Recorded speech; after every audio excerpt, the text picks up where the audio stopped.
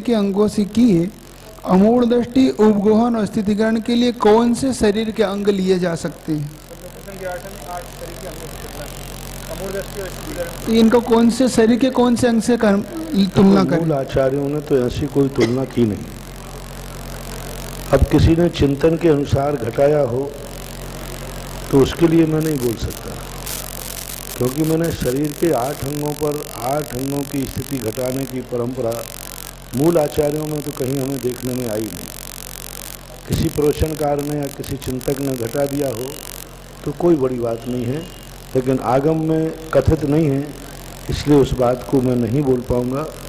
क्योंकि जो आगम में नहीं घटाया उदाहरण ऐसा, क्योंकि 8 अंगों पर शरीर पे घटाते हैं तो थोड़ी सी दूसरे प्रकार की बाधाएं बहुत उत्पन्न हो जाएंगी। इसलिए मैं इस उदाहरण को अंगों पर घटाना, शरीर के अंगों पर, यह मैं अभी उचित नहीं समझता हूँ, इसलिए मैं बोल नहीं सकूँगा। तनु जैन ललितपुर से, नमोस्तु गुरुवर। तीसरे गुण स्थान में मरण क्यों नहीं होता?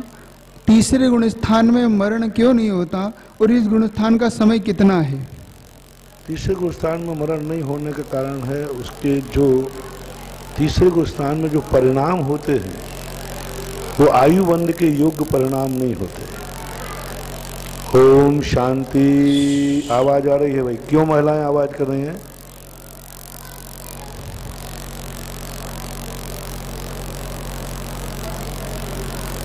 तो तीसरे गुण स्थान में जो आयुवंद के मध्यम परिणाम होते हैं वो मध्यम परिणामों की वहाँ अनुपलब्धि है, क्योंकि सम्यक मिथ्यार्थ से मिश्रित परिणाम होने से वो आयुवंद की विशुद्धि परिणाम मध्य के नहीं बन पाते, इसलिए आयुवंद वहाँ नहीं होता।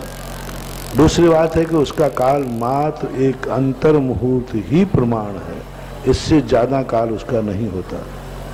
अनुजैन जबलपुर से, मुनिवर क्या भोग भूमि में स्थावर 2 इंद्रिय 3 इंद्रिय 4 इंद्रिय जीव होते हैं क्या? भोग भूमि में स्थावर जीव तो होते हैं, यानी 1 इंद्रिय हैं, पेड़ पौधे हैं, पानी है, जल है, वायु है, तो स्थावर तो होते हैं। त्रस जीवों का भोग भूमि में अभाव होता है, त्रस जीव नहीं पाए जाते। स्थावर तो साधारण भी पाए जाते हैं, प्रत्येक भी पाए जाते हैं, त्रस जीवों का अभाव। अशोक जैन झांसी से, गुरुवर केवली भगवान का कौन सा शरीर होता है और वो आहार इत्यादि ग्रहण करते हैं या नहीं? केवली भगवान के कौन सा शरीर? औदारिक शरीर, मूल शरीर है उनका। औदारिक नाम कर्म का उदय है, औदारिक शरीर ही होता है। और उनके मात कर्माहार और 9 कर्माहार 2 ही आहार होते हैं। मुख्य रूप से उनका 9 कर्माहार होता है, कबलाहार, तेजाहार, ओजाहार, मंसाहार, ये आहार उनके यहाँ नहीं है। मात्र 2 ही आहार हैं, कर्माहार, मुख्य रूप से 9 कर्माहार होता है। अशोक जैन कोटा से, गुरुवर के चरणों में नमोस्तु। मुनिवर, हमारी धर्मपत्नी के दोनों घुटनों का ऑपरेशन हुआ है, वो खड़े नहीं हो पाते और भूगर्भ से निकलने वाली लाइन लंबी होगी, तो हमें ऐसी कोई आशीर्वाद दें कि यहाँ पे कमेटी ऐसी व्यवस्था करे कि वो सब खड़े हो सके। देखो, सबकी व्यवस्थाएं मिलाना संभव नहीं है, स्थान छोटा है, पब्लिक बहुत है, और सबसे बड़ी चीज है यदि किसी परेशान व्यक्ति को सुविधा मिलाऊं तो दूसरे लोग नहीं मिलाने देंगे। हम विकलांगों के लिए कुछ सहायता करें भी तो जो विकलांग नहीं है वो पहले घुस जाएंगे। पिछली बार मैंने ये देखा कि एक व्यक्ति विकलांग था, मैंने उसको एक सीढ़ी लगा करके और कहा कि यहाँ से जाएं। विकलांग एक भी नहीं जा पाया और जो विकलांग नहीं थे उन्होंने जाकर कब्जा कर लिया, अंतोगत्वा वो रेलिंग तोड़ दी। तो कृपया करके विकलांग लोग जो अंग सहित ठीक ठाक हैं, यदि वे सब मान जाएं तो विकलांगों की व्यवस्था हो सकती है, लेकिन मुझे दिखता है कोई मानने वाला नहीं है। कृपया करके आप ऐसे समय पर लाइन में आवे, रात्रि के समय, शाम के समय, उस समय आपको शांति से लाइन लग जाएगी। अब तुम्हारे पाप कर्म के उदय से तुम विकलांग हो तो ऐसे समय पर आओ, रात के 3 बजे, 2 बजे, 4 बजे, क्योंकि पूरी रात दर्शन होंगे। पिछली बार हमने देखा कि 24 घंटे दर्शन होता है। सवेरे 5 बजे माँ थोड़ा सा बंद करते हैं मंदिर सफाई को, इसे 24 घंटे दर्शन चलेगा। आप रात के 2, 3, 4 बजे के लगभग दर्शन करेंगे तो आपको थोड़ी सी सुविधा हो जाएगी। प्रमित जैन बालोद छत्तीसगढ़ से गुरुवर के चरणों में नमोस्तु। मुनिवर, गंधोदक को मस्तक, सर, आंख पे लगाते हैं, क्या गंधोदक को किसी कैंसर के मरीज को पिला सकते हैं? उसमें कोई दोष तो नहीं? कदापि नहीं, बहुत महान दोष है। कई लोग क्या है कि गंधोदक को पी लेते हैं। गंधोदक पूरे 9 द्वारों के अंदर नहीं जाना चाहिए। गंधोदक पवित्र है। 9 मल द्वार होते हैं जिसमें मुख भी आता है।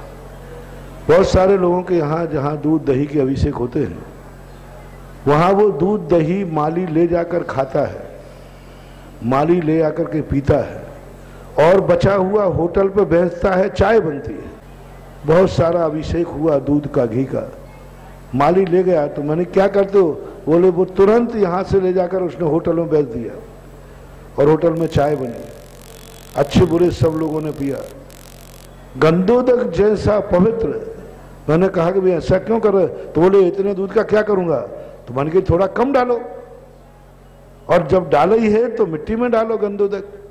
गंधोदक मिट्टी में पेड़ के नीचे डाला जा सकता है, लेकिन कभी पान नहीं किया जा सकता, चाहे वो दूध का हो चाहे कैसा भी हो। इतना गंधोदक को ले जाकर के मैंने कहा कि ये गंधोदक को आप लोग पी रहे हैं, चाय बना रहे हैं, कितना बड़ा पाप है बंधुओं, बहुत बड़ा अपराध है।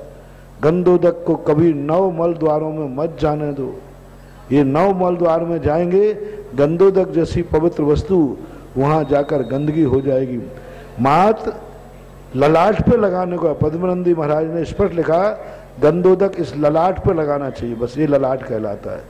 अधिकतम दूसरा एक श्लोक मिला बाद का, आंखों के ऊपर, आंखों के अंदर मत डालना, आंखों के ऊपर लगा सकते हैं।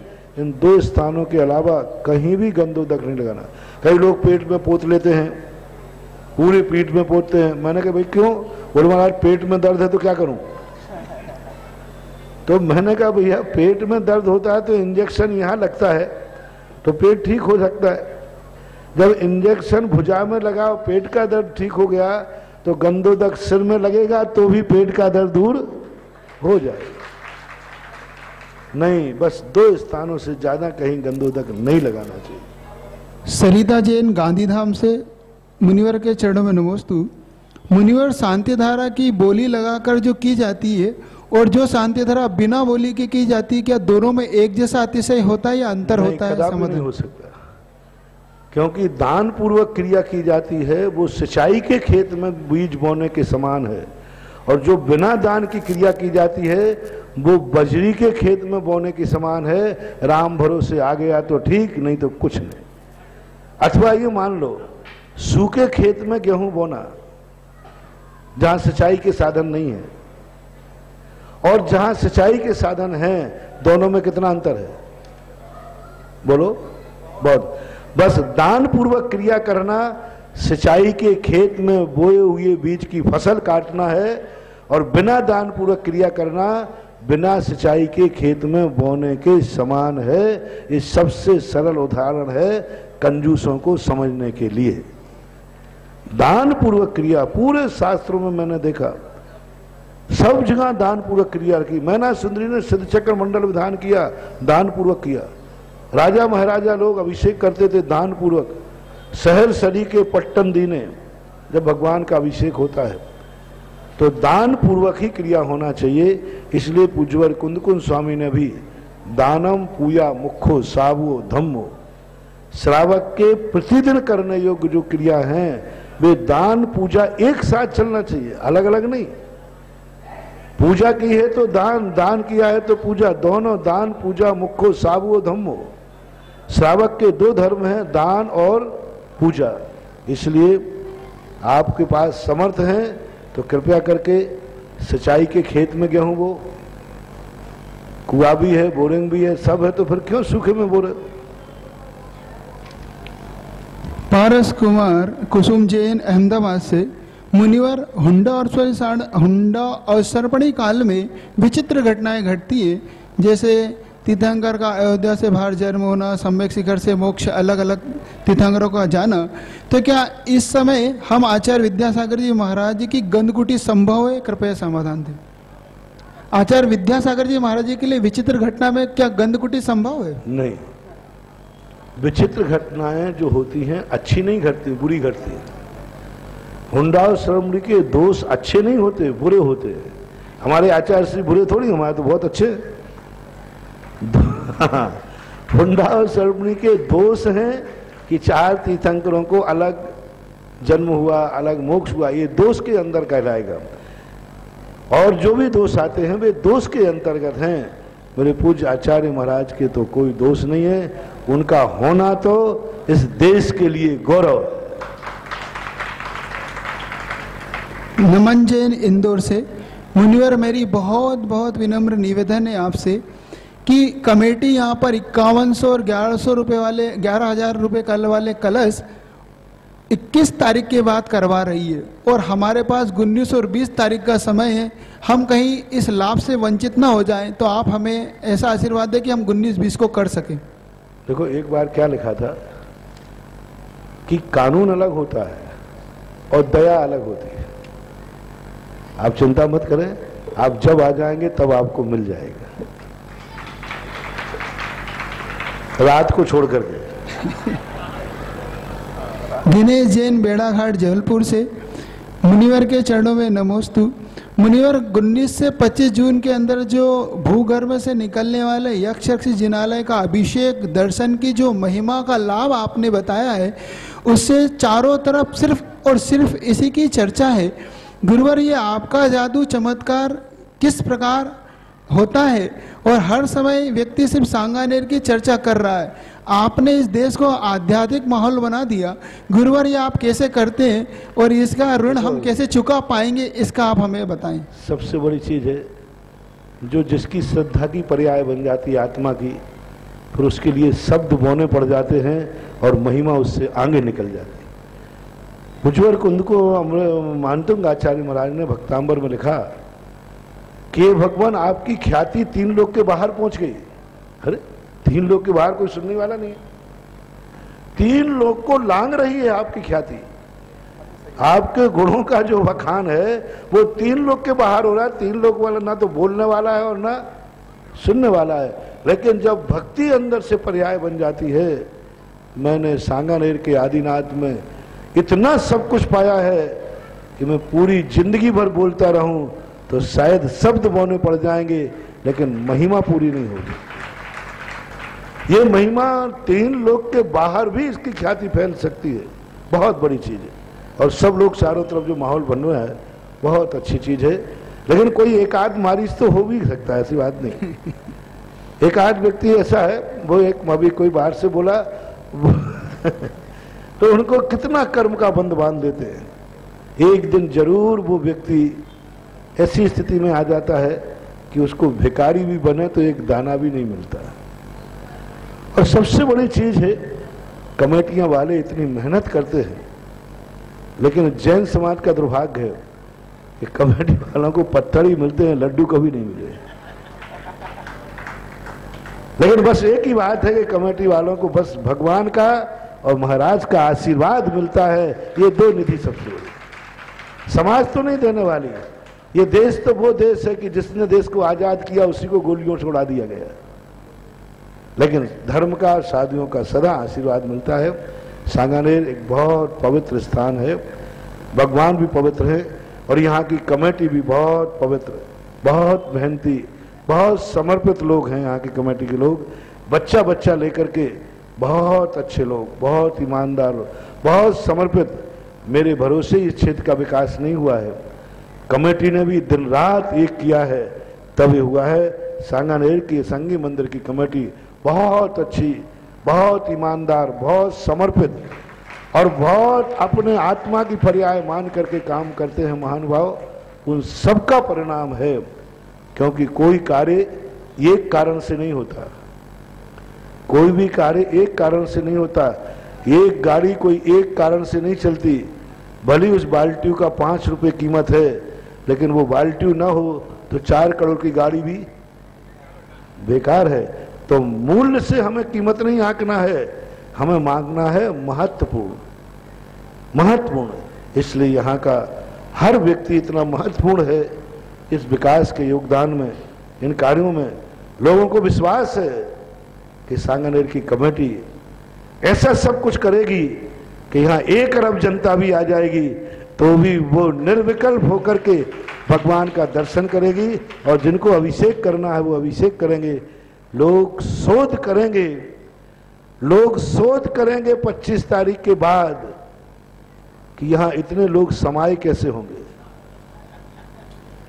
अभी सब वीडियो बना लेना, सब गैलरियों की नाप लेना, इंची टेप से नाप लेना कि 1 घंटे में इतने लोग अभिषेक करेंगे, इतने लोग, और फिर तुम घोषणा करना कितने लोग अभिषेक करेंगे। उससे 100 गुने लोग भी अभिषेक करें, 1,00,000 गुने करें तो कम नहीं होगा। समोषण को इंची टेप से नापोगे तो मात महावीर स्वामी का समोषण 1 योजन का था। 1 योजन यानी 12 किलोमीटर, 4 कोस का 1 योजन होता है।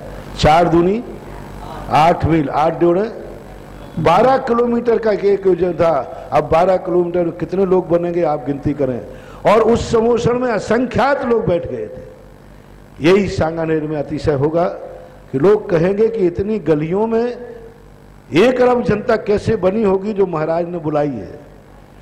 लोग बड़े परेशान हो रहे, बोले महाराज जी आपने तो 1 अरब जनता को निमंत्रण दे दिया कि प्रणब मुखर्जी अपनी पूरी जनता लेके आए, तुमने सुनी कम है, मैंने 7 अरब की कही है। 7 अरब की जनता भी आ जाए तो आप देखना भगवान का दर्शन, एक भी व्यक्ति का दर्शन नहीं छूटेगा, हर व्यक्ति दर्शन करेगा। और लाखों करोड़ों लोग भी अभिषेक करने आ जाएं तो हर व्यक्ति को अभिषेक नहीं मिलेगा। तुम उसको घड़ी से, सेकंडों से मत नापना, वो यहाँ का चमत्कार होगा कि हर व्यक्ति उस कार्य को करेगा। 20,000 सीढ़ी समोषण में होती हैं और 1 क्षण मात्र में चढ़ जाता है, और 20,000 सीढ़ी में कम से कम 20 सेकंड तो लगेंगे नहीं। वो एक चमत्कार, एक अतिशय, एक ऐसी श्रद्धा, एक ऐसा उस भूगर्भ चैत्यालय की आभा, एनर्जी फैलेगी कि वह एनर्जी सारी की सारी विघ्न बाधाओं को ऐसे दूर करेगी। और अपने आप सीधा वो मैं नहीं जानता हूं, मैं कुछ नहीं जानता हूं, मैं कुछ नहीं जानता हूं, मैं कुछ नहीं जानता हूं, लेकिन जो सब कुछ जानता है उसको मैं जानता हूं। मैं कुछ नहीं जानता हूं, लेकिन जो सब कुछ जानता है उसको मैं जानता हूं। बस यही मेरी श्रद्धा है और यही मेरी भक्ति है। अरविंद कुमार जैन जयपुर से, मुनिवर के चरणों में नमोस्तु। मुनिवर, आत्मा और चेतना में क्या अंतर है तथा अचेतन मन और चेतन मन में भी क्या अंतर है, कृपया समाधान। आत्मा एक वस्तु है, चेतना उसका लक्षण है। चेतना एक साधन है। चेतना आत्मा को सुखी करता है। यूं से कहना चाहिए जैसे धन और धनी। धन एक साधन है, धनी उसका मालिक है। आत्मा एक मालिक है। चेतना ज्ञान दर्शन रूप है, जिसे ज्ञान दर्शन रूप करण कहते हैं, गुण कहते हैं। जो आत्मा को कार्य करते हैं उसको चेतना बोलते हैं। और वैसे सामान्यता जैन आगम में चेतना 3 प्रकार की है: कर्म फल चेतना, कर्म चेतना और ज्ञान चेतना। कर्म फल चेतना एक इंद्रिय जीवों की हो, फल चेतना एक इंद्रिय जीवों की होती है, जितने पेड़ पौधे आदि हैं। और कर्म चेतना 2 इंद्रिय से लेकर के 14वें गुण स्थान तक कर्म चेतना होती है। 14वें गुण स्थान तक कर्म चेतना, भुजवर कुंद कुंद भगवान के अनुसार। और सिद्ध भगवान में पाणिद मदिकंतानम नानम विंदंती जे जीवा, जब प्राणों से अतिक्रांत हो जाती आत्मा, तब जाकर के वो ज्ञान चेतना को प्राप्त होते हैं। आगम की यही परिभाषा है। अजय कासलीवाल जैन नीमच से, मुनिवर के चरणों में नमोस्तु। मुनिवर, समाज अगर मुनि महाराज के सानिध्य और भगवान के सानिध्य में शपथ पूर्वक अगर संत निवास बनाने का संकल्प ले और कमेटी उससे बाद में मुकर जाए और बाद में मुनि महाराज को यहाँ पर लाने में अगर कोई समस्या हमें होती है, तो समाज में कौन दोषी है, समाज या कार्यकारिणी? क्योंकि कार्यकारिणी इसको बनाना नहीं चाहती है, तो इसका परिणाम क्या होगा, आप समाधान दें। दुष्परिणाम होगा। जब यदि संकल्प कर लिया है समाज ने, उसको नहीं करना, दुष्परिणाम होगा। पंचों के लिए अहितकारी होगा, पंचों को नुकसान होगा। देखो, मैं हमेशा पंचों से कहता हूं कि तुम एक मंदिर की कमेटी हो, ट्रस्टी हो, मात्र एक सेवक हो, मालिक नहीं हो। ये तो अंग्रेजों ने ट्रस्ट बना दिए, मालिक, अध्यक्ष आदि। हमारे शास्त्रों में अध्यक्ष, मंत्री, कोषाध्यक्ष आदि पद थे ही नहीं। हमारे यहाँ कौन से पद थे? सेवक, व्यवस्थापक। आप एक व्यवस्था करने वाले मैनेजर हैं, सेवक हैं। आप मान लीजिए अध्यक्ष हैं, तो आप अध्यक्ष कानून में मानिए, मंदिर में तो आप अपने आप को सेवक ही मानिए, व्यवस्थापक ही मानिए। आप मंदिर के मालिक नहीं हैं, आप मंदिर के क्या हैं? सेवक हैं, व्यवस्थापक हैं, मैनेज करने वाले हैं। आप कौन होते हैं? जब पूरी जनता चाह रही है कि ये कार्य होना चाहिए, तो कमेटियों को वो कार्य करना चाहिए। नहीं करते हैं तो उसका दुष्परिणाम कमेटी को मिलेगा। मैंने तो सदा देखा है, जहां के बेईमान ट्रस्टी, बेईमान कमेटियां रही हैं, उन कमेटी ट्रस्टियों की हमेशा दुर्गति हुई है। 90% कमेटी के ट्रस्टियों की यदि ट्रस्टी पद पे मरे तो वो सीधा नीचे जाता है, सीधा नीचे जाता है।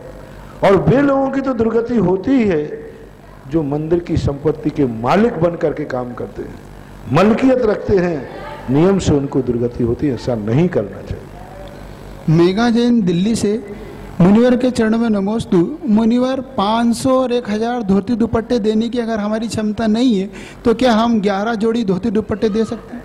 देखो, एक माल होता है 1 नंबर का और एक माल होता है 2 नंबर का। एक दान होता है रसीद कट के और एक दान होता है गुल्लक में। दोनों दान है कि नहीं बताओ भाई? एक दान तो किया रसीद करके, एक दान होता है माइक पे घोषणा करके, एक दान होता है रसीद काट के और एक दान होता है गुल्लक में।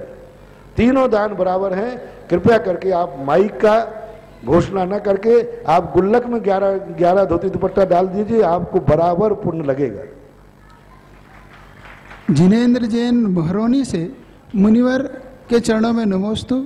मुनिवर, मेरे माता पिता बहुत बुजुर्ग हैं। तो 11 की बात कर रहे हैं। कई लोगों ने तो एक महिलाओं ने भी, जो हमने परसों बोला था ना, हर महिला अभिषेक नहीं करे, महिला को अभिषेक मिलना ही नहीं है, क्योंकि प्राचीन परंपरा शास्त्रों में महिलाओं के अभिषेक की रही नहीं।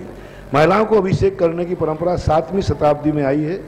7वीं शताब्दी के पहले किसी इतिहास में, शास्त्रों में कहीं महिला अभिषेक नहीं था। अतः महिलाओं को तो अभिषेक मिलना नहीं, क्योंकि सांगानेर की प्राचीन परंपरा है। 7वीं शताब्दी की पहले की परंपरा के अनुसार यहाँ महिलाओं का अभिषेक नहीं होता है। तो मैंने कहा था कि हर महिला को अभिषेक करना नहीं मिलना है। अपने पैसों से धोती दुपट्टा खरीद करके एक पुरुष को अभिषेक के कपड़े दे करके और अभिषेक करवाना है तो आपको करने का पुण्य मिलेगा, कारत का। तो कई महिलाओं ने तो 1, 2, 11, 5 धोती दुपट्टा दिए हैं, लेकिन वो धोती दुपट्टा गुल्लक में के समान दिए हैं, माइक पे उनका नाम नहीं बोला जाएगा। जिनेंद्र जैन महरोनी से, मुनिवर के चरणों में नमोस्तु। मुनिवर, मेरे माता पिता बहुत बुजुर्ग हैं और उनकी तीव्र अभिलाषा है भूगर्भ के चैत्यालय के दर्शन अभिषेक की। अब देखो, एक प्रश्न में इसका सबका जवाब मान लेते नहीं, उनकी दूसरी भावना थी महाराज जी।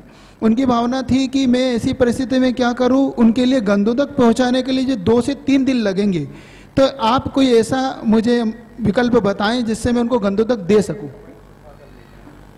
अब इसके लिए तो मैं कुछ बोल नहीं सकता, बस एक ही है कि उस कपड़े में, जिस कपड़े से आपने गंदोदक बनाया है, उसको गंदोदक में भिगो लीजिए और भीगा हुए कपड़े को सूखा करके, वह सूखा हुआ कपड़ा आप अपने घर ले जाइए और वहाँ थोड़ा सा पानी डाल देवें तो वह सूखा हुआ कपड़ा आपको गंदोदक का काम कर सकता है। वहाँ के गंदोदक में कर सकते हैं उस कपड़े को?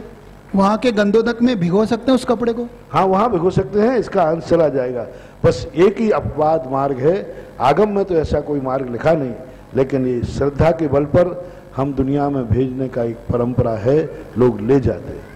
अब हमारे बीच में पूज्य वीर सागर जी महाराज विराजमान है, वो अपनी जिज्ञासा का समाधान मुनिवर से पाते। पूज्य मुनिश्री जी के चरणों में कोटि शरणमस्तु। महाराज श्री, आज सवेरे प्रवचन में आपने एक बहुत सुंदर बात कही थी, गुणेषु प्रमोदम। जो व्यक्ति मुनि महाराज नहीं बन पा रहा है, जो साधक आचार्य श्री जैसी साधना नहीं कर पा रहा है, तो वो कैसी भावना करे आगामी जो 28 जून को आचार्य भगवान का दीक्षा समारोह आ रहा है, किस प्रकार की साधना करें, किस प्रकार की तपस्या करें, किस प्रकार की भावना करें, किस प्रकार से उसे मनाएं कि वो आज नहीं तो कल आचार्य श्री जैसी साधना की ऊंचाइयों को छू सके?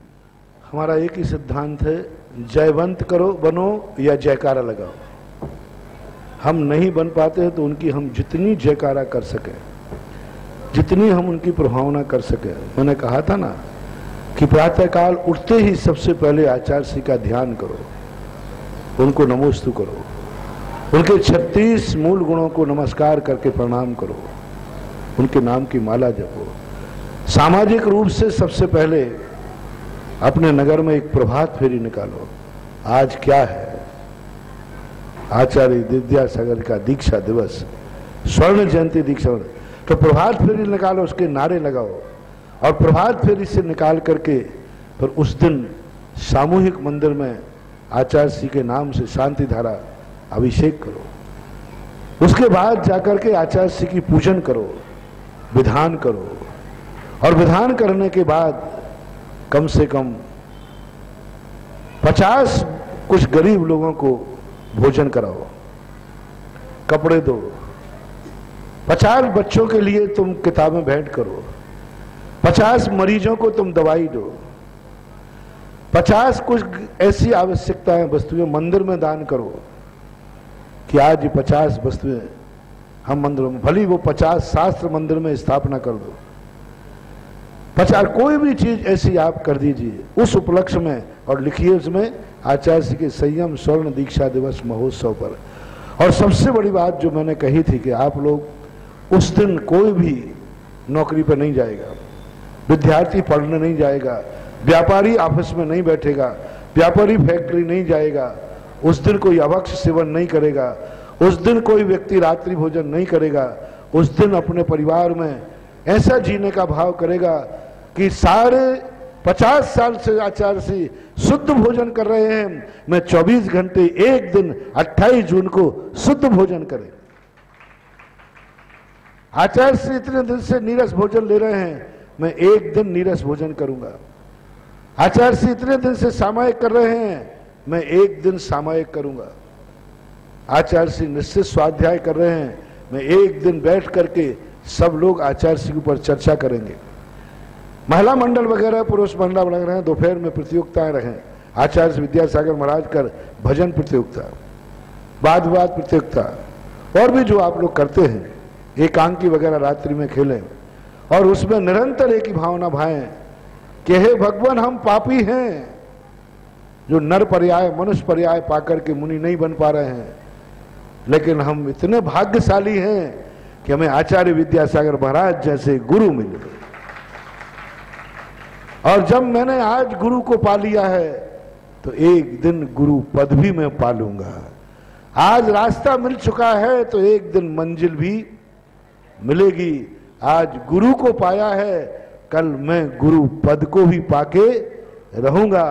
वंदे तद्गुण लब्धे। आज जैसे गुरुदेव की पावन चर्या है, जैसा मन वचन काय है, एक दिन मैं भी इतना ही पावन और पवित्र बनूंगा। ऐसी एक भावना भाना, दोनों तरफ से गर्व करना, और अपने समाज में अपने स्थानों पर कोई एक ऐसा चिरस्थायी स्मृति बनाओ जो आपके मरने के बाद भी दुनिया आपको समझ सके कि कोई आपके गुरु हुए थे। आज एक महिला ने, एक व्यक्ति ने, चहेते ने अपनी बहरानी मुमताज को चाहा, वो मर गई, लेकिन एक ऐसा स्मारक बना के गई। ना जाने कितनी रानियां और राजा मर गए, लेकिन आज वो शहंशाह है। मुमताज की स्मृति छोड़ गया ताजमहल बन करके। आज सारी दुनिया उसको देख करके ये अंदाजा लगाती है कि उसको कितना प्यार था, कितना प्रेम था, और कोई व्यक्ति हुए हैं। बस हमें भी सारे भारत में एक ऐसे स्मारक, एक ऐसी स्मृति चिन्ह बनाना है जो अपने जाने के बाद लोग कह सकें कि गुरु के भक्त कैसे थे और गुरु महाराज कैसे थे। यानी कितना लोग गुरु को चाहते थे, कितना गुरु को चाहते थे कि आज 400 साल के बाद भी ताजमहल पर जाते ही आप जब मियाँ बीवी दोनों जाते हो ना, एक भी ऐसा पेयर नहीं गया, जब भी पेयर वहां देखने जाता ताजमहल तो पत्नी एक व्यंग जरूर कसती है, क्या इतना तुम मुझे चाहते हो? मैंने सुना है हर पत्नी उड़ाना देती है, क्या चाहते हो? देखो ऐसे चाहते थे तो मेरे मरने पर उस सामूहिक चिता में जला के आ जाओगे, इतना चाहते हो? बस मैं यही चाहता हूं कि आने वाली पीढ़ी जब देखे कि एक शिष्यों ने, भक्तों ने अपने गुरु को इतना चाहते थे कि उन्होंने एक स्मारक खड़ा कर दिया, तो हर चेला अपने भक्तों से कहे, भक्त कहें, क्या तुम अपने गुरु को इतना चाहते हो जितना कि विद्यासागर के लोग 2017 में आचार्य विद्यासागर को चाहते थे? कोई मुनि उदाहरण दे सके, कोई वक्ता उदाहरण दे कि गुरु का प्रेम कैसा होना चाहिए, भक्तों का गुरु के प्रति समर्पण कैसा होना चाहिए? ऐसा होना चाहिए जैसा कि विद्यासागर के भक्तों में आचार्य विद्यासागर के प्रति है। बोले क्या प्रमाण है? बोले स्मारक प्रमाण है कि ऐसा स्मारक बना के गए। वो देश के गुरु हैं। वो रानी एक पुरुष की स्त्री थी, एक घर की बहू रानी थी, एक राजा की बेगम थी, लेकिन आज सारे विश्व ने जान लिया कि फलाने राजा की बेगम मुमताज थी। किसने जना दिया? शाहजहां ने नहीं जानता रहा। शाहजहां ने पूरे भारत में मुमताज को जिंदा नहीं किया, लेकिन आज ताजमहल देखने सारा विश्व आता है। बस हमारा गुरु भारत में है, हमारा गुरु जैनियों का है, लेकिन भक्त चाहे तो उनकी स्मृति में ऐसा स्मारक खड़ा करे जो सारा विश्व जान जाए कि आचार्य विद्यासागर कोई जैनियों का गुरु हुआ है, जिसे जैन भी जाने, अजैन भी जाने, आस्तिक भी जाने, नास्तिक भी जाने, पुण्यात्मा भी जाने, पापी भी जाने। आज ताजमहल को कौन जान रहा है? कई बार तो साधुओं का भी मन मचल जाता है कि एक बार गड़बड़ मत करना है। मैं बता दूं, मैं आगरा गया और जाके ताजमहल के बाजू से रोड जा रहा था, तो लोगों ने महाराज ये ताजमहल दूर से दिख रहा था, पता नहीं क्या हुआ। मैंने कही कितनी दूर है? तुरंत मैंने मन को रोका, चले मत जाना। लेकिन ओरिजिनलिटी है कि एक बार भाव तो आ गया कि उस स्मृति चिन्ह को कम से कम श्रद्धा भाव से नहीं, एक देखने के भाव से नहीं गया। चिंता मत करना, मैं गया नहीं लेकिन बता रहा हूं, बस एक ऐसी चीज भारत में बनना चाहिए जो अपने मरने के बाद सारा विश्व उस स्मृति चिन्ह को देख करके और ये कहे कि कैसे भक्त थे, कैसा प्यार था, कैसा समर्पण था कि ये कितनी बड़ी इमारत, स्मारक खड़ा करके चले गए। वह स्मारक आचार्य विद्यासागर चले जाएंगे, हम और आप चले जाएंगे, लेकिन हमारी श्रद्धा का स्तंभ वहां खड़ा रह जाएगा। तो सारे भारत के लोगों से कहना है, आप अपने घर की जगह में बनाइए। सूर्य का प्रकाश चौराहों पर भी मिलता है तो घर के आंगन में भी मिलता है। गुरु का स्मृति चिन्ह आप अपने फार्म हाउस पर बना सकते हैं, अपनी फैक्ट्री में बना सकते हैं, अपने बाजार में बना सकते हैं, अपने सार्वजनिक स्थानों पर बना सकते हैं, अपने राष्ट्रीय पथों पर बना सकते हैं। कोई नहीं कहेगा अपने, आपका कोई बड़ा कोई फार्म हाउस हो, वहां आचार्य विद्यासागर महाराज का स्मृति चिन्ह बनाइए और आंगन आने वाली संतान को कहिए कि मेरे पूर्वज इतने प्यारे थे कि अपने घर में आचार्य विद्यासागर महाराज का स्मारक बनाया। आप अपने फार्म हाउस बनाइए, आप अपनी संतान को दीजिए। और यदि आप विदेश में रहते हैं तो विदेश में भी स्मृति चिन्ह बनाइए और विदेश के जैनी भी इस बात को सुने कि वो भी वहां बनाएं और लोग कहें कि भले ये देश अमेरिका में रह रहे हैं, विदेश में रह रहे हैं, लेकिन श्रद्धा तो इनके गुरु के प्रति ही है। तो ये सब आप कर सकते हैं, बहुत सारे कार्यक्रम हैं, बहुत सारे कर सकते। मैं अमित जी पडरिया जबलपुर को आमंत्रित करता हूं कि वे भूगर्भ स्थित यक्ष रक्षित जिन बिंबों का अलौकिक अमृत सिद्धि दर्शन महोत्सव के बारे में और कलश आवंटन की प्रक्रिया के बारे में अपनी ओजस्वी वाणी से पूरे देश को वक्तव्य दें। एक बार जोरदार जयकारा आप सभी का हुआ। हाँ, समय देखना, जयकारा नहीं, महाराज जी अभी तो शुरुआत नहीं हुई है। जयकारा तो हमने बोल दिया था, जयकारा हम बोल। बोलिए आचार्य भगवंत गुरुदेव श्री 108 विद्यासागर जी महामुनि राज की, जगत पूज्य मुनि पुंगव श्री सुधा सागर जी ऋषिराज की, समस्त मुनि संघ की। पूरा विश्व टकटकी लगा करके अब बस जयपुर की इस धरती की ओर देख रहा है और सारी आंखें निहार रही हैं सांगानेर की धरती की ओर। बस उस दृश्य को देखने के लिए हर व्यक्ति लालायित है जिस दिन किसी महासंत की महासाधना से कोई महाअतिशय सांगानेर की धरती पर घटित होगा। मित्रों, कोई सामान्य सी घटना इस सांगानेर की धरती पर घटित नहीं होने वाली कि भूगर्भ में संत श्री गए और कोई प्रतिमा निकाल करके बाहर लाए और ला करके आप सभी के दर्शनार्थ बाहर रख दी। न जाने कितने जन्मों की इन संत श्री की साधना होगी, न जाने कितना इनका तपोबल होगा और न जाने हम सब का कितना असीम पुण्योदय होगा, तब कहीं जाकर के भूगर्भ से यक्ष रक्षित ये जिन बिंब हम सभी के दर्शनार्थ मुनि श्री लेकर के आएंगे। मैं तो सौभाग्यशाली मानता हूं इस राजस्थान की धरती के लोगों को कि ये अतिशय प्रकट होने के लिए ना मध्य प्रदेश मिला, ये अतिशय प्रकट होने के लिए ना उत्तर प्रदेश मिला, ना कोई भारतवर्ष का प्रांत मिला। अगर कोई प्रांत चयनित किया जगत पूज्य मुनि पुंगव सुधा सागर जी ऋषिराज ने, तो वो प्रांत चयनित किया इस भारतवर्ष की वसुंधरा का ये राजस्थान प्रांत। और उससे बड़े सौभाग्यशाली अगर कोई है तो जयपुर में रहने वाले ये लोग हैं।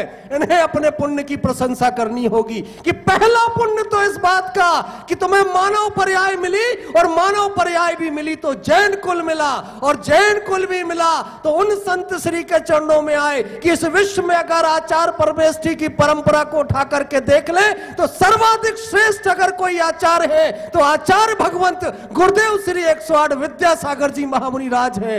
और संत परंपरा को उठा करके देख ले तो सर्वाधिक अगर कोई जगत पूज्य मुनि है तो मुनि पुंगव श्री सुधा सागर जी ऋषिराज है, जिनका सानिध्य इस जयपुर की धरती को मिला है। मित्रों, एक प्रश्न लिख करके व्हाट्सएप पर आया, इस बात को भी बीच में लेता चलूंगा। किसी ने लिख करके भेजा कि मुनि श्री तो यक्ष क्षणी को नहीं मानते, फिर ये भूगर्भ से यक्ष रक्षित जिन बिंब कैसे आ रहे हैं। बहुत बड़ा प्रश्न किसी ने छेड़ दिया, मैंने एक लाइन में उत्तर दिया। और मित्रों, मेरा उत्तर अगर सही लगे तो मेरी भावनाओं के साथ चलना। मैंने कहा कि इस भारतवर्ष में जितने भी लोग हैं वो यक्ष क्षणी को मानते हैं, लेकिन जगत पूज्य मुनि पुंगव सुधा सागर जी ऋषिराज एक ऐसे संत हैं जिन्हें यक्ष क्षणी भी मानते हैं, जिनके आदेश को यक्ष क्षणी भी मानते हैं। और जिस दिन मुनि पुंगव सुधा सागर जी ऋषिराज 19 जून को भूगर्भ में प्रवेश करेंगे, निश्चित मान करके चलना सारे के सारे देवता इन मुनिराज की वंदना करने के लिए आएंगे कि कम से कम मुनिराज इतनी अनुकंपा आपने कर दी कि जिन जिन बिंबों को हम सहेजते रहे, जिन बिंबों की हम रक्षा करते रहे, आप कम से कम इस भूगर्भ में प्रवेश करके अपने तपोबल से इन जनता के दर्शनों के लिए इस धरती तल पर इसे स्थापित करने के लिए लेकर के जा रहे हैं। मित्रों, अब पूरे भारतवर्ष तक ये संदेशा पहुंच जाए।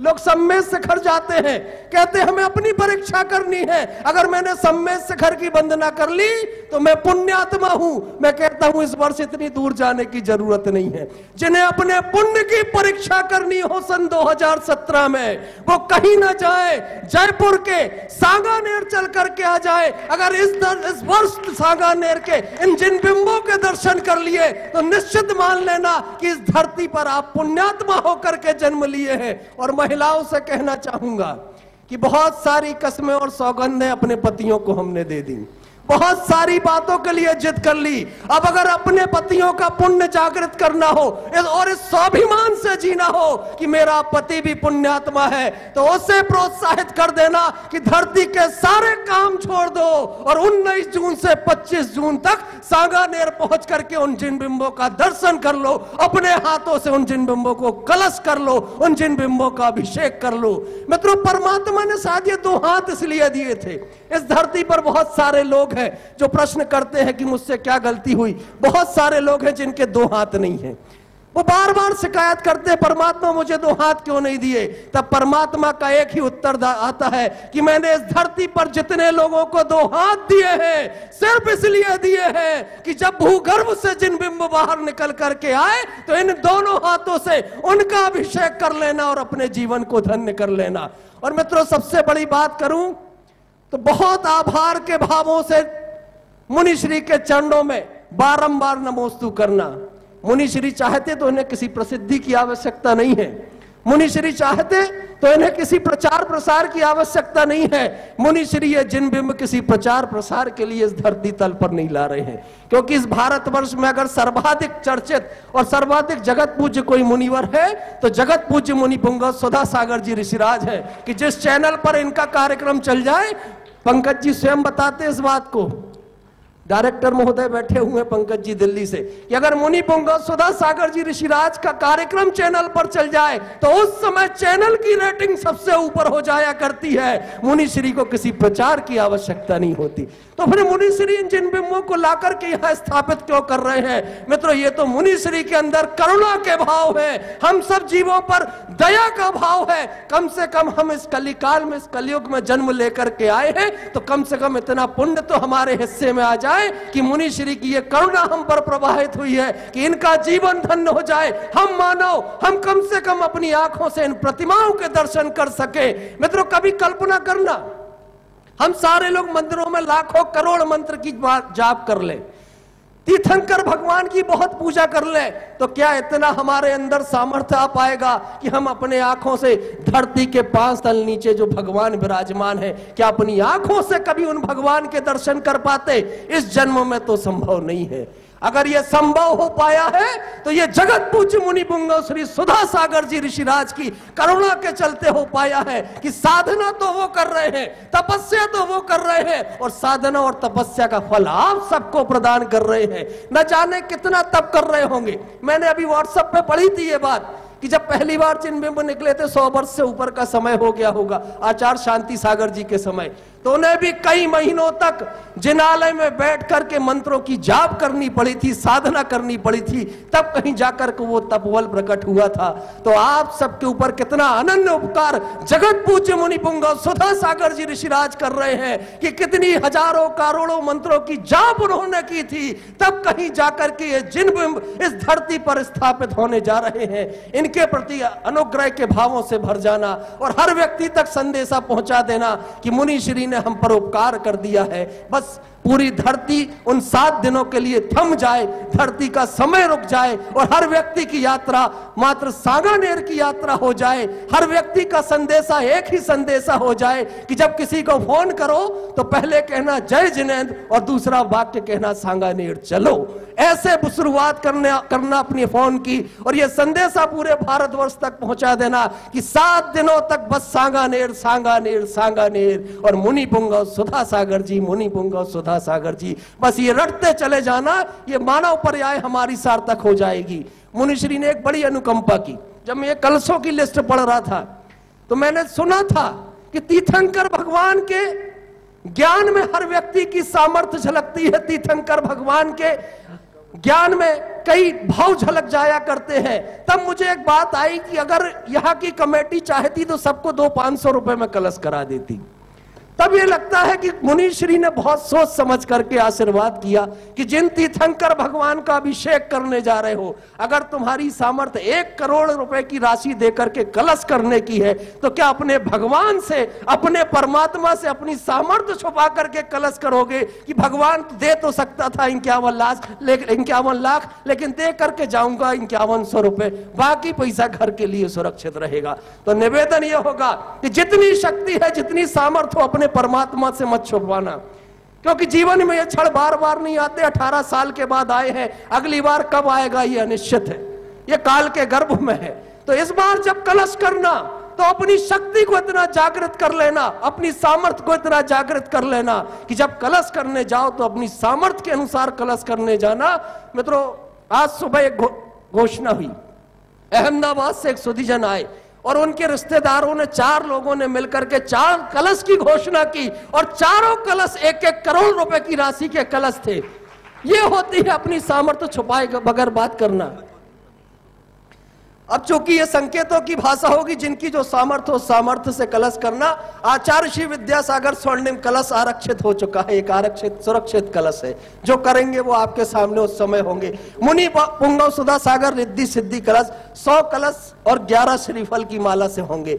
जिनकी सामर्थ्य हो वो अपने नाम पहुंचा देने, जिन तक ये संदेशा पहुंच रहे हो। मित्रों, जितने लोग कलश करने जा रहे हैं सबके लिए आवास की व्यवस्था यहां पर होगी। और जयपुर की कमेटी है, सांगानेर की कमेटी धन्यवाद की पात्र है कि सांगानेर की धर्मशाला में तो 25-50 कमरे होंगे, लेकिन जब इन्हें पता चला कि 5-7 दिनों में करोड़ों लोग आने हैं तो इन्होंने जयपुर की कोई ऐसी होटल, कोई ऐसी धर्मशाला बाकी नहीं रखी जिस होटल और धर्मशाला का कमरा आपके आवास के लिए ना हो। और सबसे बड़ी बात ये जयपुर की माताएं बहनें जिन्होंने स्वयं आकर के कहना प्रारंभ कर दिया कि अगर कोई बाहर से चल करके अतिथि आएगा तो मेरा अतिथि होगा। हर व्यक्ति के घर के दरवाजे खुले हैं, जिसे जहां रुकना है जयपुर उस घर में जाकर के रुक सकता है। मित्रों, ये जयपुर के लोगों का आतिथ्य है। वही आदिश्वर ब्रह्म कलश 51 कलश 51 श्रीफल से होगा। सर्वोदय तीर्थ कलश 21 कलश 21 श्रीफल से होगा। सर्वार्थ अमृत सिद्धि कलश 11 श्रीफल के माध्यम से होगा। अमृत सिद्धि कलश 5 कलश 5 श्रीफल। सर्वार्थ सिद्धि कलश 1 कलश 11 श्रीफल और सर्व औषधि कलश 51 श्रीफल। स्वस्ति कलश 21 श्रीफल। सर्व मंगल कलश 11 श्रीफल। पंच परमेष्टि कलश 5100 रुपए की राशि निर्धारित है। मित्रों, अपनी शक्ति और सामर्थ्य से कलशों की स्वीकृति दे देना। और जहां तक मुझे जानकारी है, मुनि श्री का मानस तो यह है कि जब वो गर्भगृह में वहां भूतल में प्रवेश सुविधाएं तो जयपुर की कमेटी इतनी दे रही है कि कोई बारात में भी जाएगा तो इतनी सुविधाएं नहीं मिलेंगी जितनी सुविधा कलश करने वालों के लिए है।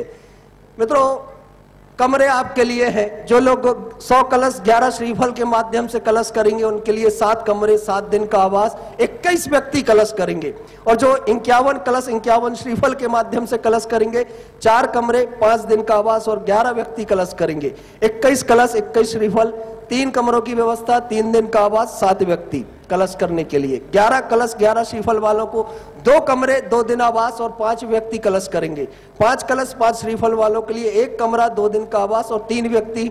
और 1 कलश 11 श्रीफल वालों को 1 कमरा 1 दिन का आवास और 2 व्यक्ति करेंगे। और 51 श्रीफल वालों की आवास सुविधा के लिए एक निर्धारित शुल्क होगा और 1 व्यक्ति कलश करेगा। 21 श्रीफल वालों के लिए आवास सुविधा सशुल्क होगी, 1 व्यक्ति कलश करेगा। 11 श्रीफल वालों के लिए आवास सुविधा सशुल्क, 1 व्यक्ति कलश करेगा। और 5100 रुपए राशि के माध्यम से कलश करने वालों के लिए आवास सुविधा सशुल्क और 1 व्यक्ति का कलश। और 1 मिनट की और बात करूं कि आज मैं जब जगत पूज्य मुनि पुंगव सुधा सागर जी ऋषिराज के भावों को पढ़ रहा था, उनका तो ये भाव अंदर से आ रहा था कि एक और तो जिन बिंब धरती पर स्थापित हो रहे हैं 25 तारीख तक के लिए स्थापित हो रहे हैं। मुनि श्री का तो स्वयं का भाव ये बन रहा था कि मेरे गुरुवर परम पूज्य आचार्य भगवंत गुरुदेव विद्यासागर जी महामुनिराज का 50वां दीक्षा वर्ष है। कुछ ऐसा अतिशय और घटित हो जाए कि ये 25 तारीख की तिथि भी 28 तारीख तक हो जाए और पूरा भारतवर्ष एक साथ आचार्य भगवंत के उस दीक्षा दिवस का आयोजन करे। मित्रों, इस भारतवर्ष के महामुनि आचार्य भगवंत का 50वां दीक्षा वर्ष है। हर व्यक्ति को उसके लिए तैयार करना है। और मुझे जहां तक जानकारी है, मुनि श्री की तो मानसिकता बन चुकी है कि जयपुर की धरती पर 28 तारीख का जो कार्यक्रम होगा वो ऐतिहासिक कार्यक्रम होगा, जिसमें पूरा जयपुर शहर उमड़ पड़ेगा और सारे के सारे लोग, लाखों लोगों की उपस्थिति में आचार्य भगवंत गुरुदेव श्री विद्यासागर जी महामुनिराज का 50वां दीक्षा वर्ष मनाएंगे। चूंकि समय कम है और मुनि श्री दीक्षा वर्ष पर प्रकाश डाल चुके हैं, शेष भूमिका के लिए मैं दिनेश जी गंगवाल जी साहेब को पुनः निमंत्रित कर रहा हूं। बड़ी ओजस्वी वाणी में, सारभूत रूप में अमित जी पडरिया ने आपको ये संदेश दिया। मैं प्रथम प्रश्न के लिए डॉक्टर श्रुति बच सांगानेर को आमंत्रित करता हूं जल्दी से, और उनके बाद तैयार रहेंगे अमित जी शास्त्री लाड़गंज जबलपुर।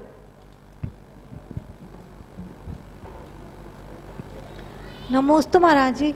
महाराज जी, मेरा प्रश्न है कि जब किसी परिवार में बच्चा होता है तो वो सावड़ होते हैं, तो सावड़ में कोई रसीद, पोस्टर जिसमें भगवान का चित्र हो, तो क्या उसे हम हाथ लगा सकते हैं अथवा नहीं? बहुत अच्छा प्रश्न है कि देखो, सूतक का अर्थ मात्र इतना ही है कि वो मंदिर के पूजन आदि सामग्री के स्थान नहीं छुए। जो वस्तु को अजैन लोग अथवा आप लोग सामान्य रूप से छू सकते हैं, जहाँ तक जिस वस्तु को मिस्त्री छूता हो मैनेजर छूता हो, आपका कर्मचारी छूता हो, उसको छूने में कोई बाधा नहीं। टेबल है, तखत है, अब महाराज का तखत है, आपके तो मजदूर उठा के रखता है, अब मजदूर के सूतक है तो। दूसरी बात, ये टिकट आदि में फोटो है, तो पेपर में जो फोटो छपती है वो तो पता नहीं कौन कौन छूते, कितने लोग छूते, वो कोई दोष नहीं है। रसीद काटने में कोई दोष नहीं, गुल्लक में पैसा डालने में सूतक वाले कोई दोष नहीं। दुनिया में एक चीज ऐसी है जिसको कोई सूतक नहीं रखता, जिसका नाम है रुपया। आपको कोई भी छू ले तो नहाओगे, लेकिन जब नोट कोई देगा तो धोकर लेते हैं क्या जैनी लोग? नहीं, इसलिए कोई बाधा नहीं। आप पूरे सूतक के अंदर मंदिर के पूरे कार्य कर सकते हैं, रसीद कट्टा काट सकते हैं, कूपन पे बैठ सकते हैं, पंपलेट आप पढ़ सकते हैं, कोई बात। मात्र के लिए आपको निषेध है पूजन करने का, माला का, मंदिर की माला छूने का, शास्त्र को छूने का, महाराज को छूने का। महाराज का पाटा छू सकते हो, महाराज को नहीं छू सकते। तो इस प्रकार के कोई दोष नहीं। लोग अति कर करके, लोग क्या है कि लोग अपने आप में टीका टिप्पणी करके कोई मतलब निकलने वाला नहीं है। पाप कर्म का बंद मत मानो। जहां हम 5-5 मुनिराज बैठे हैं वहां कभी गलत हो ही नहीं सकता। 6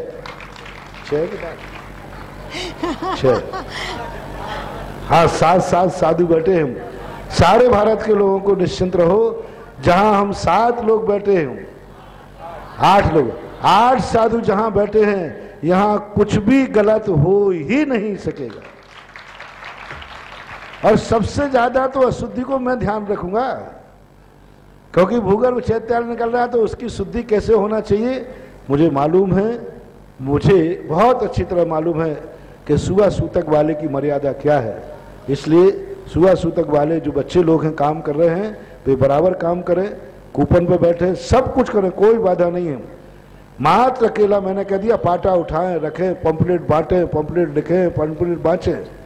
यहां तक कि यदि कोई किताब पकड़ लेवे तो किताब में देख करके पूजा भी बांट सकते हैं, भक्तांबर भी पढ़ सकते हैं, जो यदि दूसरा पकड़ लेता है।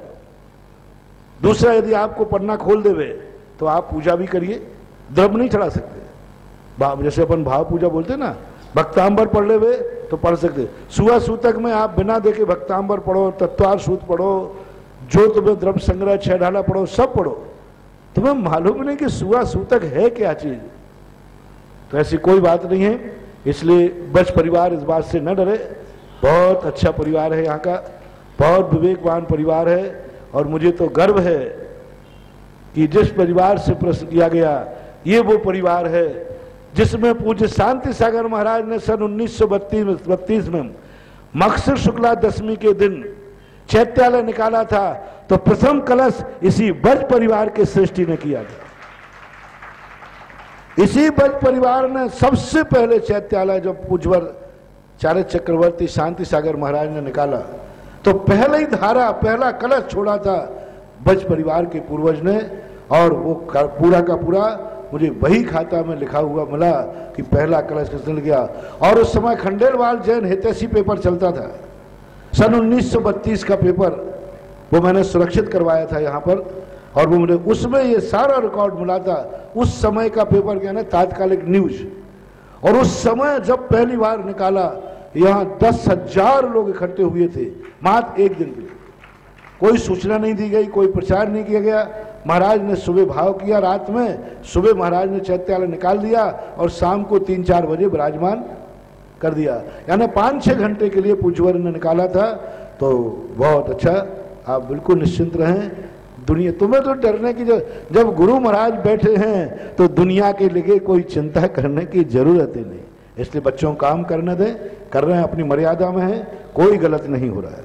अमित जी शास्त्री, लाड़गंज, जबलपुर, और उनके बाद अंतिम। और एक बात और मैंने कहा कि इस प्रकार की गलत व्हाट्सएप डालने वालों पर मैं तो कानून से भी कहूंगा कि कोई कानून बनाओ, नहीं तो देश टूट जाएगा। जो देखो जिसके संबंध में व्हाट्सएप उड़ा देता है। और मैंने तो कमेटी को कह दिया कि जिसने आज व्हाट्सएप डाला है इस प्रकार सूतक का, इस प्रकार के और का, इसकी FIR दर्ज कराओ और अच्छे वकील से सलाह लेकर के पुलिस इसकी खोजे कि ये व्हाट्सएप डाला किसने है। और उसको इतना कड़ा दंड मिलना चाहिए कि कम से कम उसको 25 तारीख तक के लिए उसको ऐसी जेल में बैठना चाहिए कि जिसकी जमानत ही नहीं हो, इतना उसको वंचित करना चाहिए। कितना शुभ माहौल में, कितने अच्छे माहौल में कहां व्यक्ति का नेगेटिव दिमाग चल रहा है, जहां सारा भारत आनंद से फूल रहा है, जहां सारा भारत दान देने के लिए तैयार है, और जो देने वाले होते ना वो 1 रुपया नहीं देते, जो आलोचना करने वाले 1 रुपया नहीं देते। कई लोगों को यही तकलीफ हो रही है, सांगानेर में इतना पैसा इतना पैसा। तो वो एक कहानी सुन लीजिए कि अब समय आपका हो रहा कि कुछ लोग ऐसे होते हैं कि दान देते हैं, और कुछ लोग ऐसे होते हैं दान लेते हैं, और कुछ लोग ऐसे होते हैं कि हाथ मलते हैं। तो इस प्रकार के जो बुद्धि कितना पाप बंद कर लेते हैं, कहाँ जाएंगे, कैसा इनका अनर्थ होगा। इसलिए मैंने तो कह दिया कमेटी को कि इस प्रकार को, और कानून को मैं कहना चाहता हूं कि सही व्हाट्सएप डालने वालों को कोई दोष नहीं है, डरना ही चाहिए, लेकिन गलत व्हाट्सएप डालने वालों को इतनी पाबंदी होना चाहिए कि उनको सबक मिले, और जो सांगानेर को बदनाम करने की सोचे उस पर मानहानि का दावा करो, और इतना दावा करो कि जितना महोत्सव में आवे उतनी को कम से कम डिग्री होना ही चाहिए उसमें। गलत के ऊपर बिल्कुल गलत है। क्या तुम्हारी छोटी छोटी बातों को लेकर, कहा आज 3 लोग, अभी पडरिया ने कहा, कितनी बड़ी बात कही, मेरे मन की बात कह दी कि लोग कहते हैं महाराज यक्षों को नहीं मानते। अरे सारी दुनिया यक्षों को पूछती है, और यक्ष आचार्य विद्यासागर के चेलों को पूछते हैं। ये बात कितनी बड़ी बात है। इसलिए चिंता, जहां देवता भी यहां उतरने वाले हैं, जहां देवता भी यहां आकर के वंदनाभिषेक करेंगे, वहां तुम कहां छोटी छोटी बातों में अटके हो। चेतो रे, सद्बुद्धि लाओ, इससे बड़ा शुभ अवसर नहीं मिलेगा। ये अवसर पुण्य कमाने का है, पाप कमाने का नहीं। नेगेटिव एक्टिविटी को बंद करो, पॉजिटिव को सोचो। नेगेटिव विचार छोड़ दो, पॉजिटिव सोचो, ये विचार। अमित जी शास्त्री लाड़गंज जबलपुर, और आपके बाद तैयार रहें श्री हंसमुख जैन बांसवाड़ा। नमोस्तु महाराज श्री।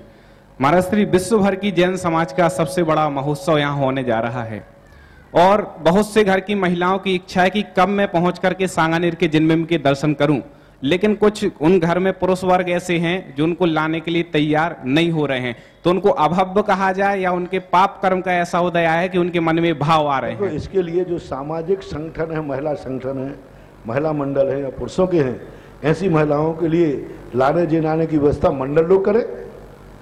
वहां के समाज के जो गार्जियन है, पंचायत है, वो उनको सुरक्षा पूर्वक लाएं और ले जाएं। इसी का नाम तो है परस्परोपकारो जीवाना, उपकार करना। और जो पुरुष वर्ग के भाव नहीं हो रहे अभिषेक करने के, उनको क्या कहा जाए, उनके पाप का उदय की? ये उनकी गलती नहीं है, ये हमारे चैत्यालय की गलती है कि ये चैत्यालय इतना पावन है कि पापी की दृष्टि इस पर पड़ेगी ही। ये उनकी गलती नहीं। एक बार एक व्यक्ति ने कहा, बोले महाराज जी आपको फलाना व्यक्ति आहार नहीं देता है, वो मुनियों को आहार ही नहीं देता, जैन है। मैंने कहा ये उसकी गलती नहीं, ये मेरी अंजुली की अतिशय है कि इस अंजुली पर पापी व्यक्ति ग्रास नहीं रख सकता है, उसका दोष नहीं है, मेरी अंजुली की पावनता है। इसी प्रकार इस चैत्यालय की वो पावनता है जो मैंने कहा था। भगवान महावीर का वो दर्शन है कि पापी व्यक्ति को भगवान महावीर का दर्शन नहीं होता। कितने पापी हुए जो सम्मेद शिखर के पहाड़ की वंदना नहीं कर पाए। तो ये चीज इतनी पावन है, इतनी पावन है, क्या सूर्य को भी कभी उल्लू देख पाएगा? सूर्य उल्लू को कभी देख नहीं सकता। सूर्य जब उल्लू की तरफ देखता है तो वो अंधा हो जाता है। इसलिए सूर्य, तो इस प्रकार के आप चिंता नहीं करें, ये उनकी गलती नहीं है। ओ देवियों आप सुनो, तुम्हारे देवता की गलती नहीं है, ये चैत्यालय का चमत्कार है कि उस पापी व्यक्ति की दृष्टि इस मूर्तियों पर नहीं पड़ना चाहिए, इसलिए उनके ऐसे भाव हो रहे हैं। ये हमारे चैत्यालय की पावनता और अतिशय का सुपरिणाम है। इसलिए मैं तो चाहता हूं कि ऐसे लोगों की दृष्टि नहीं पड़े हमारे चैत्यालय पर, तो ऐसे लोगों की दृष्टि पड़े कि जिसकी पावनता को देखते ही आनंद विभोर हो जाए और अपने आप में कह सके मेरा जीवन धन्य है, मैं इसी कार्य के लिए आज तक जिंदा था। ऐसे लोग चाहिए। नमस्ते। हंसमुख जी जैन बांसवाड़ा, आपके बाद तैयार रहे भावना जी जैन दिल्ली। नमस्ते भगवान। आदिनाथ भगवान के 100 पुत्र थे, इसमें से 2 के दर्शन मिलते हैं, बाहुबली भगवान और भरत जी भगवान का। बाकी का दर्शन आदिनाथ भरत बाहुबली के जैन इतिहास से और प्रभावना से जुड़े हुए हैं। जो शेष 99 पुत्र थे, उनके जीवन की कोई ऐसी घटना नहीं है जो शिक्षाप्रद हो। मूर्ति, स्टेचू, महोत्सव उन्हीं का मनाया जाता है जिनसे लोगों को जीवन में शिक्षा मिले। सामान्य वो 99 पुत्र थे, वो सामान्य कोई अलौकिक घटना नहीं थी। साधना की, अपने मोक्ष चले गए, कोई शिक्षाप्रद उनके जीवन में नहीं घटा। बाहुबली की एक शिक्षा, सबसे बड़ी शिक्षा है, कौन व्यक्ति है जो जीत करके राज्य छोड़ता है? पहला दुनिया में शहंशाह हुआ जिसने राज्य जीत करके छोड़ दिया। जितने राजा हुए हार करके दीक्षा लेते हैं, और बाहुबली ने जीत करके दीक्षा ली। देश के लिए कितना बड़ा संदेश है। और बाहुबली ने तपस्या जो की, आज तक कोई ऐसा तपस्वी नहीं हुआ कि इतनी तपस्या करे कि बामी बन जाए, सांप बन जाए। और भरत चक्रवर्ती का एक आदर्श अपने जीवन में है कि उन्होंने बाहुबली के युद्ध के बाद उनको ऐसा वैराग्य हुआ। बाहुबली की उस घटना के बाद, यानी घटनाएं तो क्रोध आवेश तो सबको आ जाते हैं, लेकिन उस घटना से शिक्षा ले हुए उन्होंने इतनी शिक्षा ली कि पूरी जिंदगी भर वे जल से भिन्न कमल रहे। वो अपने आप में बैरागी बनकर रहे, मात्र नियोग पूरा किया है, उसमें तल्लीन नहीं हुए। ये शिक्षा आज भी लोग कहते हैं भरत घर में बैरागी और चक्रवर्ती थे, और एक अंतर मुहूर्त में केवल ज्ञान प्राप्त कर लिया। तो ऐसे कुछ नमस्ते भगवान। भावना जी जैन दिल्ली, आपके बाद तैयार रहें। मंजू जी टोंगिया चित्तौड़गढ़। गुरुवर के चरणों में शत शत वंदन। हे गुरुवर, जब हमें उदयपुर जाना हुआ तो हमने वहाँ लाइट एंड साउंड शो देखा, जिसमें महाराणा प्रताप का जीवन ऐसा लगा कि जैसे हम लोग उसी युग में पहुंच गए हैं। तो गुरुवर, मेरा प्रश्न है कि क्या हम जैन धर्म की प्रभावना हेतु ऐसा लाइट एंड साउंड शो हम भी भारत के तीर्थ स्थानों पर सांगानेर जैसे कर सकते हैं? क्यों नहीं कर सकते? खूब अच्छी तरह कर सकते हैं। आपकी श्रावक की भूमिका है। यंत्र आपके लिए नहीं बने हैं, लेकिन यंत्र बने हैं तो उसमें धर्म का उपयोग करते हैं, तो ये बहुत बड़ी समझदारी होती है। सारी समाज में इस प्रकार का आज का विज्ञापन का युग है, इसलिए इस प्रकार के कार्य करने में कोई बाधा नहीं। भगवान महावीर की जीवन झांकी, और अभी पूज्य आचार्य विद्यासागर महाराज का 50वां दीक्षा दिवस समारोह मना रहा है। क्यों ना आचार्य श्री के जीवन में इस प्रकार का लाइट एंड साउंड तैयार किया जाए, जिससे लोगों को ये लगे जैसे मैं सामने बैठ करके 1968 की दीक्षा देख रहा हूं। मंजू जी टोंगिया चित्तौड़गढ़, और आपके बाद तैयार रहें आरजव जी जैन दिल्ली। मैं मंजू टोंगिया चित्तौड़गढ़ से टोंगिया परिवार की तरफ से नमोस्तु नमोस्तु नमोस्तु। महाराज जी, मेरा प्रश्न ये है कि पुराने जमाने में लोग धर्म कर्म किया करते थे, क्योंकि सब काम हाथों से होता था, और औरतें जब सुबह चक्की चलाती थी तो प्रभुपति तपोवन की विनती बोल लेती थी। परंतु धर्म कर्म होते हुए भी महाराज जी संयुक्त परिवार थे, आपस में बड़ों का आदर सत्कार होता था। आज आप प्रश्न करिए, प्रश्न पूछिए। हाँ, मैं बोल रही महाराज जी, आज चारों तरफ धर्म है, धर्मचर्या है, पर एकल परिवार क्यों है महाराज जी? हम दो, इसमें आपकी सासुओं की गलती है कि बहुओं से इतनी लड़ती है कि वो भाग जाती है। नहीं महाराज, यदि संसार की सारी सासुएं चेत जाए तो आज भी इतना प्यार और लाड़ देवे उनको, वो उनको दासी बनाकर मानती है, उसको हर कार्य में टोकती हैं। वो तुम्हारे घर में बहू आई है, उसको एक ही बात का उड़ाना देती है, तेरी माँ ने यही सिखाया क्या तेरी? तो यदि बहू को सासू बेटी मान के रखने लग जाए तो आज भी संयुक्त परिवार जिंदा रहते हैं। लोग बहू को दासी मान के रखते हैं, लोग बहू को नौकरानी मान के रखते हैं, इसलिए विघटन हो रहा है। यदि आज सारी सासुएं नियम ले लें, मैं बहू को बेटी मान के रहेंगे, तो आज एकल परिवार खत्म होकर संयुक्त परिवार हो जाए। ये मेरा सर्वे है। आरजव जैन दिल्ली, और आपके बाद तैयार रहें आदित्य जैन सांगानेर। हे गुरुवर के चरणों में मेरा बार बार नमस्कार। हे महाराज जी, मेरी जिज्ञासा है कि जैसे किसी पक्षी का पंख निकलता है तो हम उसे स्वच्छ नहीं मानते, जबकि अगर मोर का निकलता है तो हम उसकी पीछी बनाते हैं, ऐसा क्यों?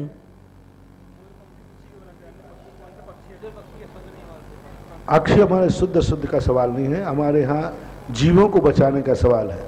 और पंख हमारे यहाँ तोड़कर नहीं लिए जाते, पंख वो झाड़ देती है। यदि पंख नहीं गिरेंगे तो उसको तकलीफ है, पंख गिरा देती है। और दूसरे पक्षियों के पंखों में ऐसी विशेषता नहीं होती कि उनके बाल लटकते हुए हों। और इसमें 5 गुण होते हैं। ये आंख में दूसरे का बाल आंख में रगड़ा जाए तो आंख में खून आ जाएगा, लेकिन मयूर का आंख में बाल डाला जाए तो कुछ भी खून नहीं होता है, मुलायम होता है, जीवों की रक्षा करता है। ये सारे पंखों में आपने देखा, यदि आप 8-15 दिन तक सिर में साबुन नहीं लगाएंगे तो आपके बाल कैसे हो जाएंगे? कड़क हो जाएंगे। लेकिन ये पुछी ऐसी होती है कि ये कितने ही मैल लग जाए, लेकिन सूखने के बाद यूं झड़ा दो तो वो सब मैल को छोड़ देती है। यानी मुनि के समान ये परिग्रह को ग्रहण करती ही नहीं है, मैल को ग्रहण नहीं करती।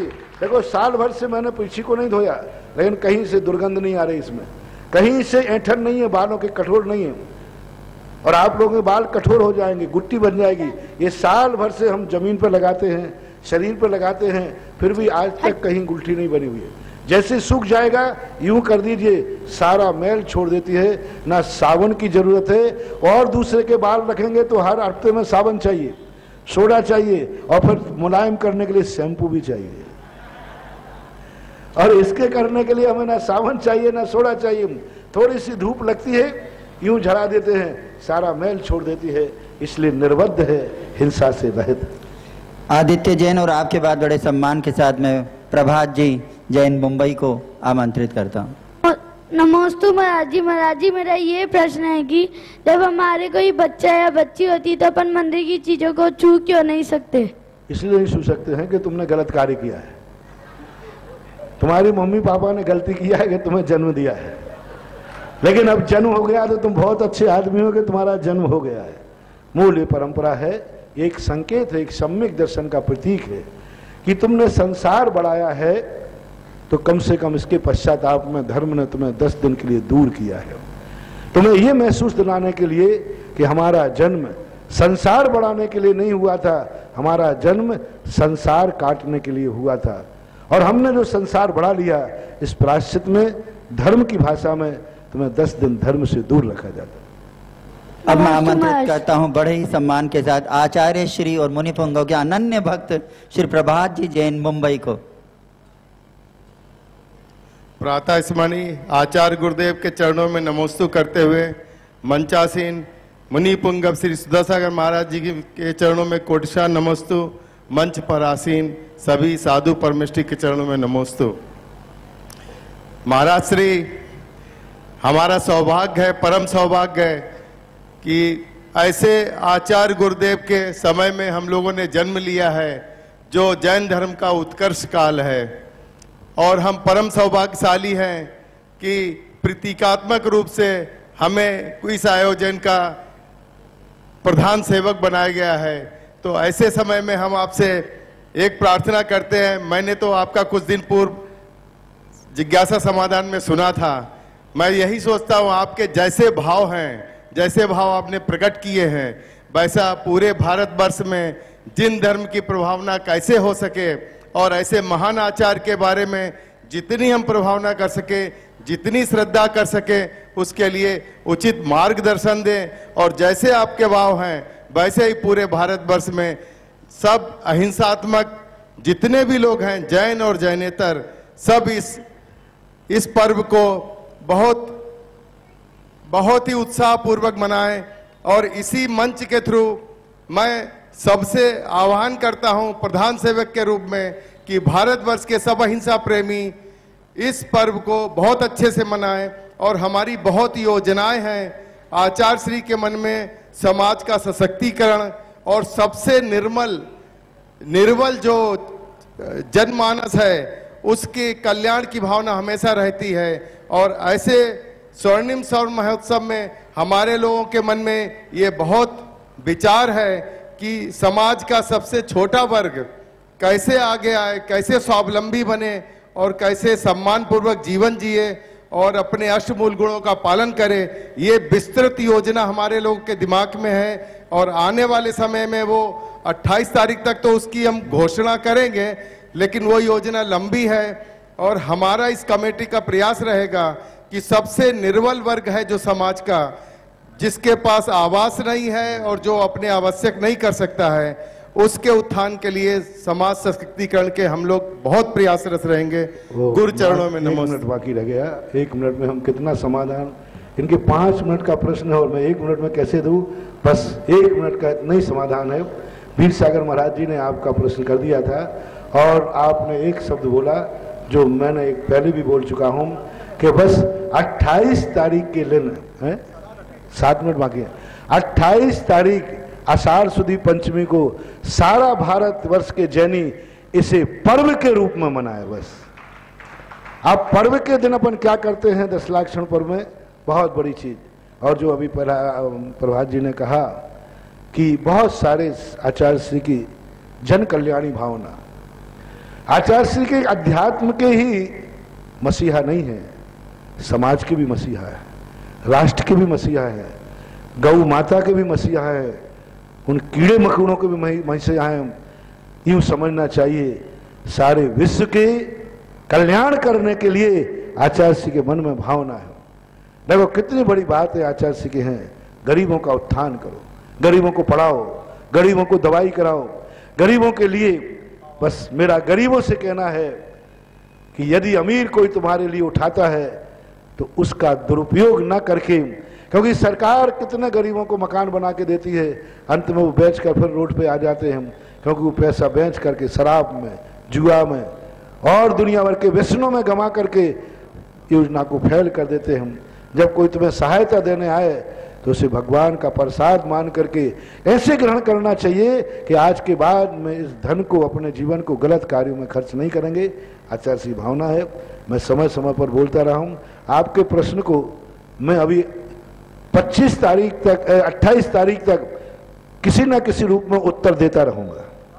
आपके सामने दूं कि आपकी अनुपस्थिति में भी देता रहूं।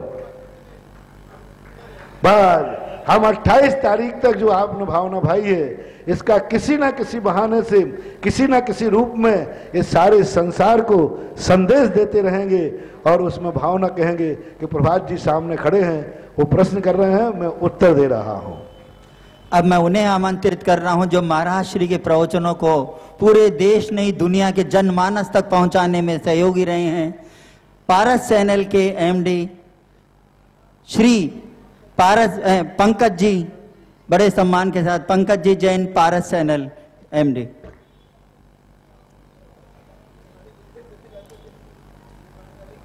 परम पूज्य आचार्य श्री विद्यासागर जी महाराज की जय, बोलो मुनि संघ की जय। गुरुदेव गुरुदेव क्या मैं कहूं, मैंने तो आचार्य श्री विद्यासागर जी के दर्शन कर कर और आप सुधा सागर महाराज श्री आपके दर्शन कर कर मैं तो धन्य हो गया, क्योंकि यह तो शक्ति आप में ही है कि आपने 25 तारीख को 19 जून से 25 जून तक जिन बिंबों के दर्शन तो द्वारे आप हमें कराने जा रहे हैं, उसकी चर्चा सारी दुनिया में जन जन में हो रही है।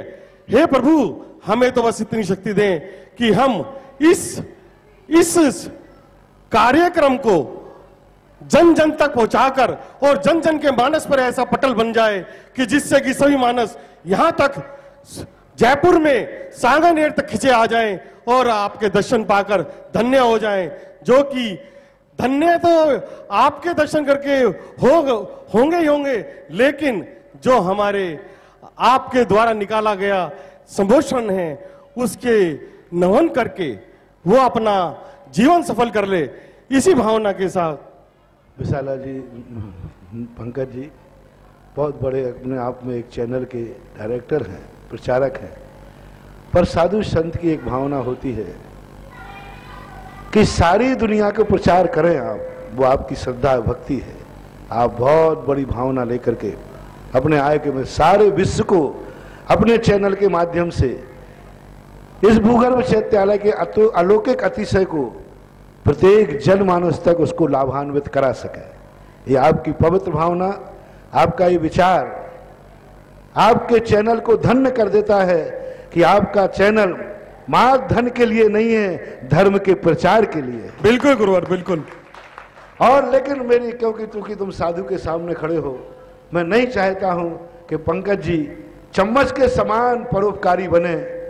चम्मच का सारे जगत को लाभ देने के साथ साथ पंकज को भी इस प्रमोशन का बहुत अच्छा लाभ मिले, ये आशीर्वाद मेरा है। बिल्कुल महाराज जी। क्योंकि मेरा भक्त चम्मच बन के रह जाए, ये मैं चम्मच का काम क्या होता है, सबको खीर परोसता है और चम्मच से पूछा जाए खीर का स्वाद क्या है। तो मैं तो कहता हूं कि जितने प्रचारक हैं, चाहे वो पंकज जी हो, चाहे कोई भी हो, प्रभात जी कोई भी हो, सारी दुनिया के साथ हमेशा। एक बार मैंने प्रतिष्ठाचार्य को कहा कि भाई प्रतिष्ठाचार्य, एक संगीत वाले को मैंने कहा कि तू इतने विधान कराता है, सबको अर्घ्य चढ़वाता है, एक थाली अपने सामने लगा लिया कर, तू भी अर्घ्य चढ़ा दे। इसलिए सबसे बड़ी भावना ये भाई पंकज जी कि अपने जीवन को धन्य करें, कि सारे जगत को तो धन्य करना ही है, लेकिन स्वयं प्यासे नहीं रहना है, उस गंधोदक को स्वयं भी धारण करना है। जैसा गुरु आशीर्वाद मेरा है। बिल्कुल। अब मैं आमंत्रित कर रहा हूं भीलवाड़ा से सुभाष जी जैन, और आपके बाद तैयार हैं सुरेश जी गदिया भीलवाड़ा।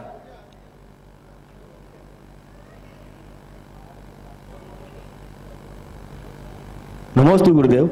मेरा प्रश्न नहीं, मेरी खाली एक जिज्ञासा है कि आपके अंदर इतना वात्सल्य कहां से उमड़ जाता है, जबकि लगता नहीं कि आपके अंदर वात्सल्य हो, पता नहीं कहां से निकल के आ जाता है, दिमाग काम नहीं करता, कहां से उमड़ के आ जाता है? आप में इतना ज्ञान कहां से? वात्सल्य ज्ञान, वात्सल्य कहां से उमड़ गया? देखो, हम साधु लोग कुएं के समान होते हैं, तालाब के समान नहीं। तालाब होता है, उसमें पानी निकालते जाओ, सूखता जाता है। कुएं ऐसे होते हैं कि शाम को पूरा पानी साफ कर झाड़ कर लो और सवेरे जाओगे तो उसमें फिर लोटा डूबने लग जाएगा। साधु का ज्ञान कुएं के समान होना चाहिए। पहले कुएं होते थे, शाम को पूरे कुएं खाली हो जाते थे। लोग सोचते थे कल ये गांव वाले सब मरेंगे, क्योंकि कल इसमें कुएं में पानी बचे ही नहीं। लेकिन गांव वाले निश्चिंत रात में घर लाटे लेके सोते हैं और सवेरे गुण लेके जाते हैं। तो विदेशी पूछता है कहाँ जा रहे हो? बोले कुएं पे। बोले कल मैंने देखा था उसमें एक बूंद नहीं बचा। बोले अभी चमत्कार देखना। और वे गांव वाले अपनी बाल्टी कुएं में डालते हैं और भरी हुई निकलती है। तो सारे विश्व विदेशी लोग कहते हैं ये चमत्कार कैसे हुआ? बस नमस्ते। बोलो जगत पूज्य ऋषिराज मुनि पुंगव श्री सुधास सागर जी महाराज की। जिनवाणी जिनवाणी के ज्ञान सूझे लोकालो